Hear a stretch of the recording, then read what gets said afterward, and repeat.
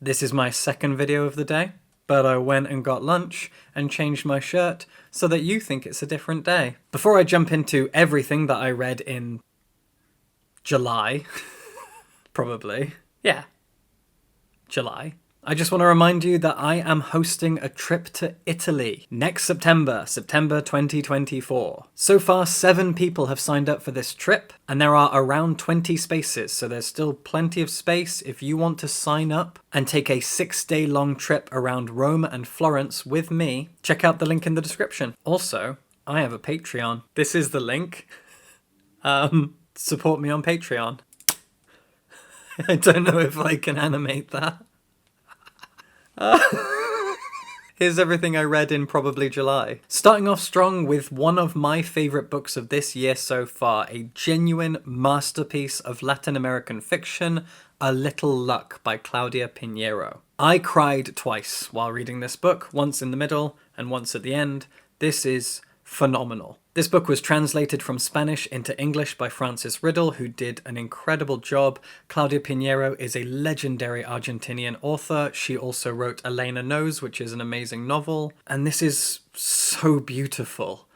It tells the story of a woman who was originally from Buenos Aires, but has spent 20 years living in Boston, Massachusetts.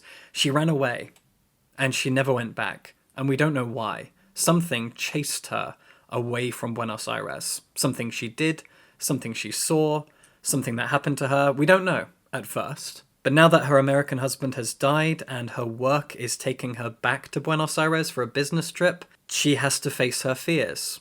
And we have to find out what the hell happened to her. We do eventually learn what happened, and I'm not going to tell you. You can go watch my review, where I also don't spoil anything. But if you want to learn more about this incredible book, I talked about it a lot and the incredible impact that it had on me. This is a beautiful piece of literary fiction that pulls on your heartstrings, and it knows that it's doing that. The way that it's written, the way that it's structured, the way that the reveals come slowly, you can tell that Pinheiro knew what she was doing. She knew how hard this was going to hit us, and she kind of manufactured it to be as hard-hitting as possible, and it works. This was my last read of the month, the last thing that I read in July, and it is called What I'd Rather Not Think About. This is a Dutch novel translated into English spectacularly, and it was written by Jente Postuma, which is definitely not how you say her name. I'm so sorry.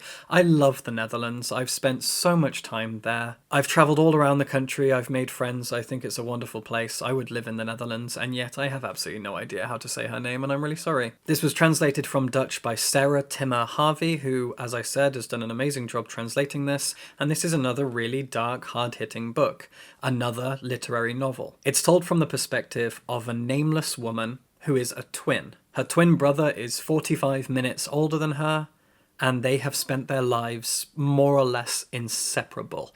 As kids, they were each other's best friend, they did everything together, played games together, watched films together.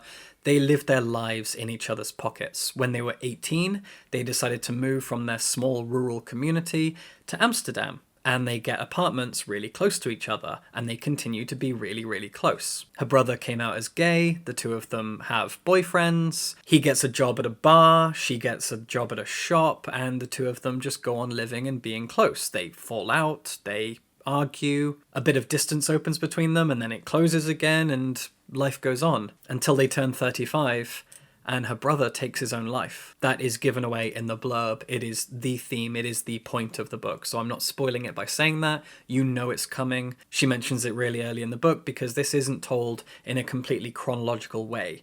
It jumps around through time constantly. This is a collection of memories, thoughts and feelings from the perspective of a woman who has lost her twin brother to suicide. In fact, the blurb's tagline very smartly says, "What if one half of a pair of twins no longer wants to live? What if the other can't live without them?" And that's what this is. Her brother didn't want to carry on living, but she has no idea how to live without him. And so we search through her memories. We learn about her childhood, and it's heartbreaking, but also undeniably beautiful. This book is from the same publisher as the previous book, Scribe, great publishing house, and this is an Indonesian novel called Birth Canal. It was written by Diaz Novita Wuri, and curiously, she also translated it. which is not a common thing to happen. It's very rare for an author to translate their own works into another language.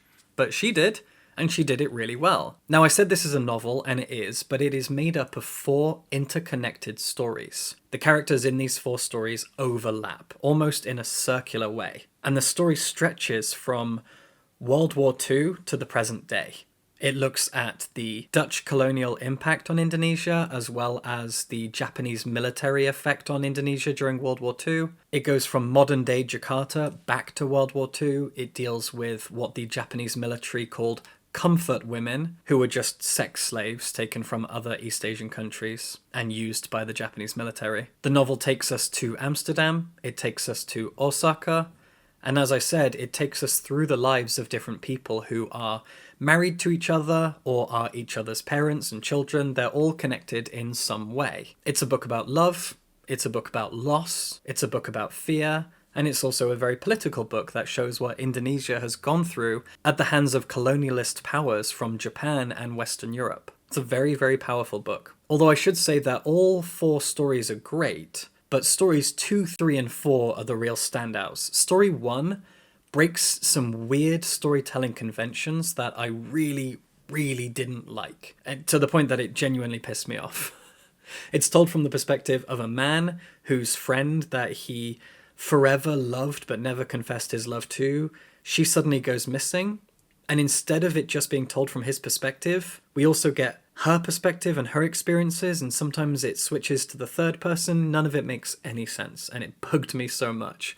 But stories 2, 3, and 4 are all perfectly written. I just don't really understand what story 1 was doing. At the start of this month, I made a video about 3 horror novels that I read and really enjoyed, and I'm just going to run through them again here now. This is The Whistling by Rebecca Netley. This is a very, very classic historical fiction ghost story. It's set on an island off the coast of Scotland, a very remote place with a big house on top of it. Our protagonist is a woman who has taken a job as a nanny. She's to look after this little girl who lives in this big house. The little girl's mother is dead, her father is gone, and her brother is also dead. And this little girl, through all of this trauma, is now mute. And the nanny is trying to get close to her, gain her trust, encourage her to speak again, and get over all of her loss and trauma. And in the meantime, we learn a lot about the island, its residents, its past, and that past is dark, and of course there is also a haunting. There is a ghost, there is a lot of creepy stuff going on, things are being moved, and there's some sort of weird whistling sound.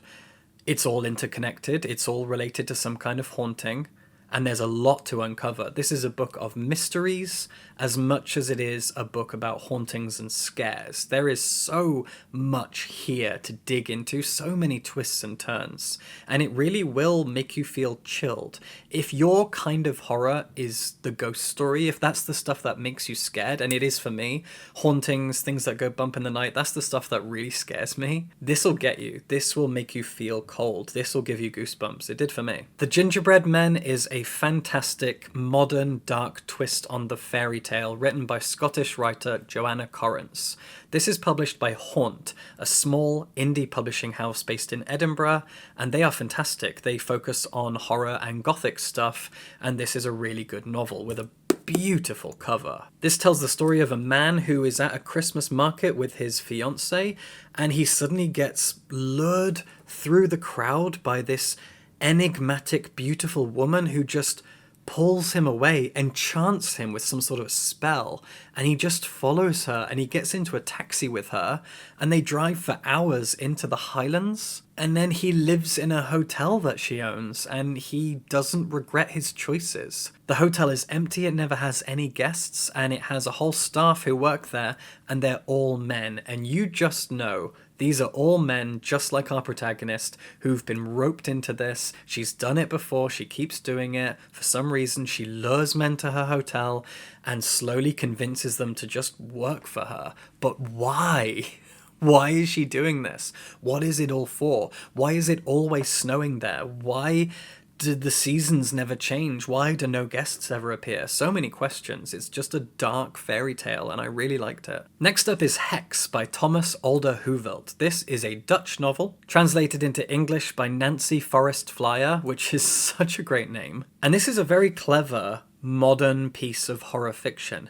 It's set in the Hudson Valley in upstate New York, where I lived for a few months, beautiful part of the world. And it's set in a small town that is being haunted. Genuinely haunted by a ghost, who really exists. The whole town sees her every single day. She has a kind of route that she follows around the town. She was condemned for witchcraft about 400 years ago, and now her ghost haunts the town. Her eyes and her mouth are both sewn shut, which happened to her in life, and so she just roams. But she has a very set path, as I said, and that sometimes includes walking into people's homes, watching them while they sleep, standing in the corner of their living room while the family watches TV. It's a really creepy concept.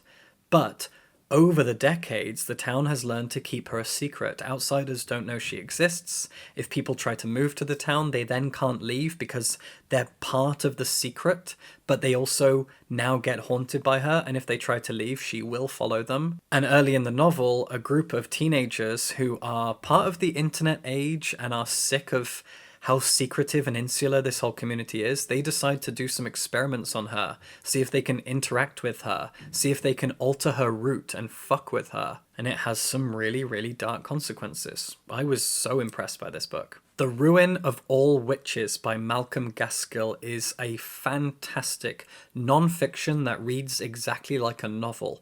This is the story of the first ever witch trial / witch hunt that happened in the New World. It's the 1650s. New England is being colonized by Europeans, and in a small town in Connecticut called Springfield, a husband and wife accuse each other of witchcraft. And this is the story of how that happened. This is several decades before Salem. This is at a time where it felt like witch hunts had been left behind in the old world of Europe. But no. New England was being colonized by insane Christians, and of course, eventually witch hunting and accusations were going to follow, and they do, and this is what happened. This is a really, really good history book that, as I said, reads exactly like a novel. It has a very, very compelling narrative, and I loved it. Malcolm Gaskill is an incredible professor, academic, historian. He's done amazing work here. If you're interested in the history of witchcraft and how these accusations worked and played out and went to trial, you'll get it all here. Truth and Dare is a collection by queer author So Mayer. I don't actually know if it's pronounced Maya. It might be Maya. Not sure, sorry. This is a review copy that I got given by Cypher Press, and this is an ambitious collection. I'm kind of in two minds about it. This is a blend of memoir, dedication to literature and queerness, as well as aspects of fiction. It blends science fiction, historical fiction in with memoir, queer theory, criticism, pop culture analysis, lots of different stuff going on here. It's a very clever collection. But that's kind of my problem with it, is that there's a sense of arrogance to this collection where So Mayer knows exactly how clever they are and they really enjoy talking about it. I've read a lot of great books from queer authors who blend non-fiction and fiction, memoir, genre fiction, all things together in really creative ways. One author gets mentioned in here, someone I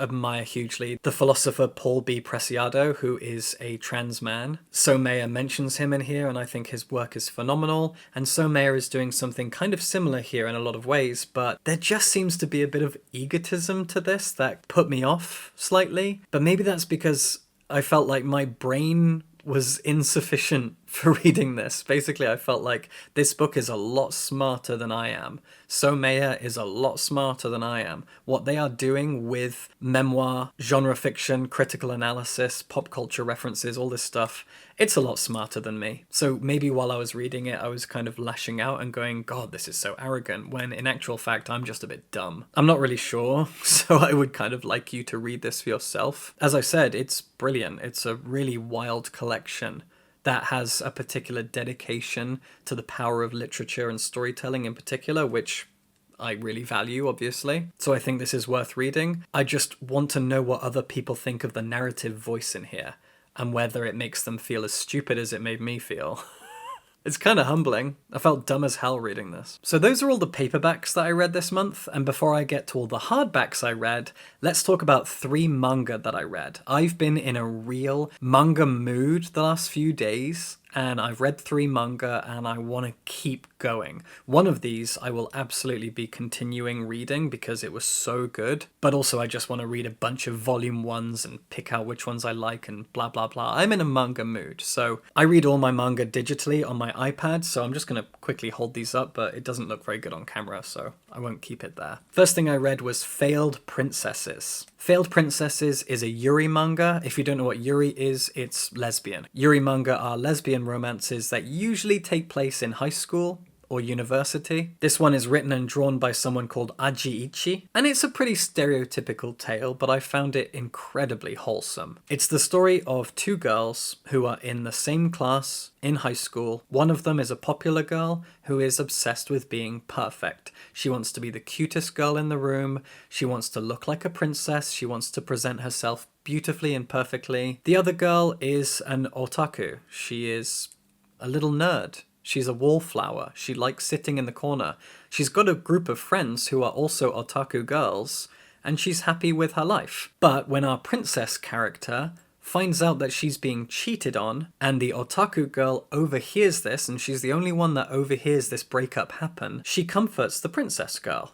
And the 2 of them start to become friends because of this. And their friendship will eventually grow into some kind of a romance. That hasn't happened yet, because I've only read volume 1, and this is quite a slow burn, but in a very satisfying way. I think it's charming as hell. I actually read 2 Yuri manga this month, and the other one I read was Still Sick, volume 1. Still Sick is written and drawn by Akashi, and it's a little bit different because it's set in an office. The protagonists are adults rather than teenagers, and I really appreciate that because I'm an adult, although I don't act like one. These 2 women work in an office for some generic corporation, and one of them, in secret, likes to draw manga. But the manga that she draws specifically are Yuri lesbian love manga, but even more specifically, they are fanfiction or fanzines that ship characters from her favorite anime. She goes to Comic-Cons and she tries to sell copies of her manga. And on the very first page, she's sat at her booth trying to sell her manga. Her colleague comes along and she has to sort of explain, yeah, okay, this is something that I do. And then it turns out that her colleague who's come along actually used to be a pseudo-successful manga creator, and she gave it all up because she wasn't finding the success that she wanted. She failed in terms of sales, her father didn't approve, blah blah blah, and so the 2 of them grow as friends because of that. And that, again, will eventually bud into some kind of a romance. Both of these Yuri manga are about 2 girls who become friends first, and then a loving romantic relationship will follow. But I really like this one in particular, more than the other, because it's about adults. And also it's about creating manga, and I like stories about creative people. And the 3rd manga that I read is Zom 100 Bucket List of the Dead. This is amazing. Absolutely fantastic. If you've heard of Alice in Borderland, which is a manga that got turned into a really successful live-action Netflix show, this is the same creator. Haro Aso wrote this and also wrote Alice in Borderland. And the art for this is done by Kotaro Takata. This is fantastic, as I said. This is about a salaryman. He's 24 years old. He's been working for 3 years at a company and he hates it. He is suicidal. He is burned out. He hates his job. He sees no reason to carry on living. It speaks to modern, overworked salaryman culture in Tokyo. And then one day he wakes up and there's been a zombie apocalypse. All of Tokyo is on fire, the streets are full of zombies, his apartment building is full of zombies. He gets chased up the stairs onto the roof where he finds safety. As he's running up the stairs, he actually says a line that's almost ripped perfectly from Franz Kafka's The Metamorphosis, which is, "I'm going to be late for work." I'm a huge Kafka fan, and if you've read Metamorphosis, you know it's about a guy who gets turned into a giant bug, and the first thing he thinks, oh shit, I'm a giant bug, I'm gonna be late for work, like, I can't go to work, I'm a bug. And literally this is the same moment. It's absolutely brilliant.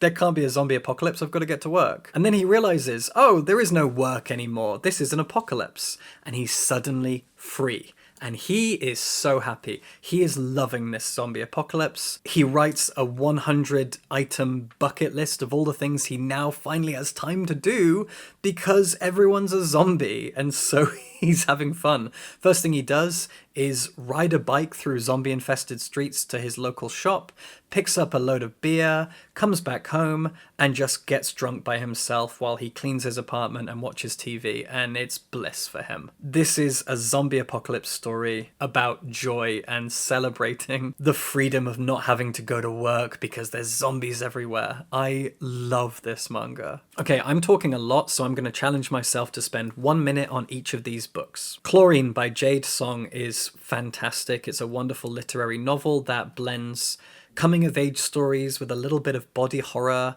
and it talks a lot about women's autonomy. This is a wonderful book that I did a review of, so you can go watch that. And it tells the story of a young woman. Her family emigrated from China to somewhere in Pennsylvania, Pittsburgh, I think. And she loves swimming. She spends her teenage years swimming. That's her whole life. She's a competitive swimmer, and it's based on the author's own life doing the same thing. But she also dreams of being a mermaid, and she truly believes she's going to be one.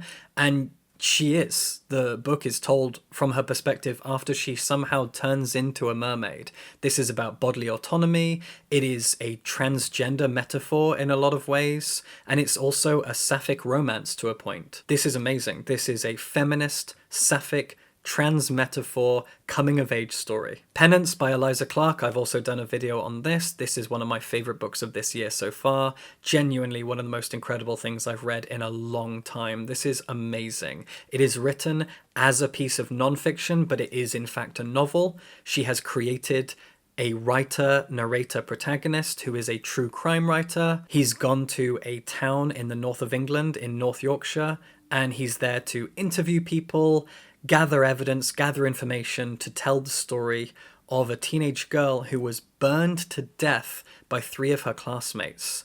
And he gathers all the information that he can in order to tell this story and explain what happened. He interviews the girls, he interviews their friends and their families, he looks at blog posts and social media posts, etc. But we also learn that he's an unreliable narrator, and he got a lot of flack for writing this book, so you can't really trust everything that you're reading. It's a book about true crime and what that does to our psyches, how unfair true crime is, how harsh it is, how biased it is, but it's also about what the internet does to us as well, and what pop culture does to us. It's a lot of things. Go watch my video. Bellies is a transgender narrative about 2 kids who meet at university. They are 2 boys who fall in love, they're gay, and then when they finish university, one of them comes out as a trans woman, and it's about what their relationship becomes from there. I think I'll leave it at that. This is an incredible trans narrative about love and what love really means. It's not a romance, but it is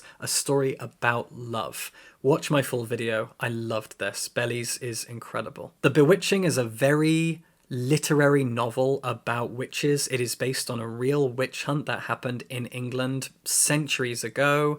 It's set in a small village in Cambridgeshire about a family that move in, and there's a local woman who's a bit weird, and the family are dealing with some trauma and strange goings on. The daughter of the family is having epileptic style seizures, and they start to blame this local woman, and slowly the whole village turns on her. It's a very literary story told from the family's maid's perspective, and she's a really compelling narrator protagonist. The Bewitching is awesome. The Witches of Vado by Anya Bergman is also another great book about witches. I read a lot of witch lit, and this is probably near the top of my list of really good witch lit books. This is set in Norway about 400 years ago on the island of Vado. It has 2 different perspectives. One is a woman who was once a childhood friend and lover of the Prince of Denmark, who has been sent to this rural fort, and she's not entirely sure why, but she believes she's been sent there